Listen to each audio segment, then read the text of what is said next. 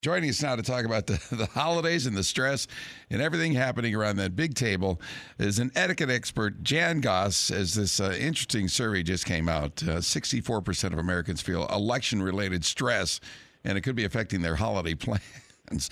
Oh, my gosh. Jan, welcome in. Thanks for being here. It's my pleasure. Let's make Thanksgiving a little more pleasant experience this year. How about that, JT? Yeah, I'm with you, and I agree. Probably some of the topics you shouldn't discuss: politics, religion, same-sex marriages. Can we leave the hot buttons out in the yard, not bringing them into the table? Yeah.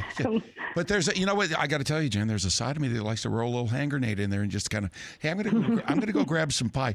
Let me get your thoughts on. Oh, you're that person. Okay, I got it. But I do it in a fun way. I'm not trying to stir the pot and get angry about it. I just kind of roll it out there and let everybody. And then I just sit back and eat my popcorn and watch. Just get a little rise. Right. So, what's the best way if it does come up at the table? In we're going to have 23 people this year, and not everybody is on the same page when it came to this election. Yeah. Most people are in our family, but there's some that aren't, and we love them dearly. God bless them. Of course. So what do you do if things start to ramp up a little bit? Well, I think the overarching thing to remember is keep the main thing the main thing. Let's think about family and gratitude. Are you talking about Donald Trump? I'm sorry. Go ahead. Well, Go ahead. It depends on if that's your main thing. See, there you go. You're just trying to throw a little bomb in there. I see what you're doing. No, I'm with you. Keep the main thing the main thing. It's what do we put the focus on? And that's, you can shift conversations. If things start going awry, you can bring in a pivot statement, find a common interest.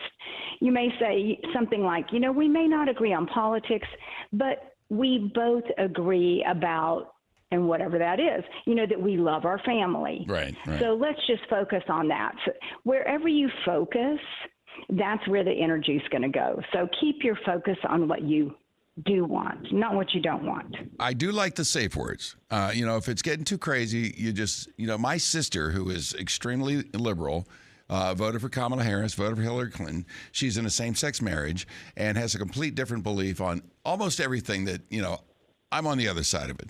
Okay, That's my sister. That's my sister. Right. So we have, and I love her to death. Her heart is the size of Texas. Ditto. Okay. Ditto. So when we have conversations about these hot topic items, and she listens to me on the iHeartRadio app every morning in Pittsburgh, and she comments on everything we're talking about.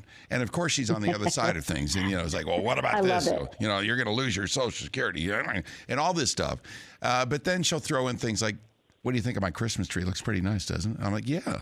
So when we get in these discussions, we go to football and a beer, which means let's go get a beer, go out on the deck and talk about Alabama football or something. So, yeah, find a way. That's what you call a neutral transition. You find that neutral ground because really it is about keeping the main thing the main thing. Thank God we have a family. Thank goodness that we have a table to sit around. And okay, hold on. What's the name of this holiday again? Yeah. Thanksgiving. Yes.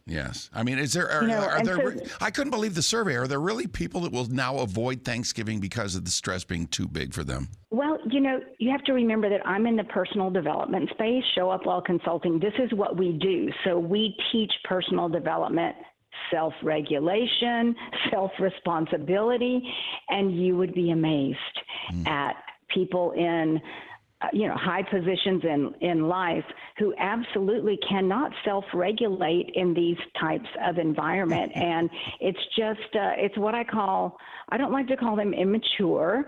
I call it underdeveloped.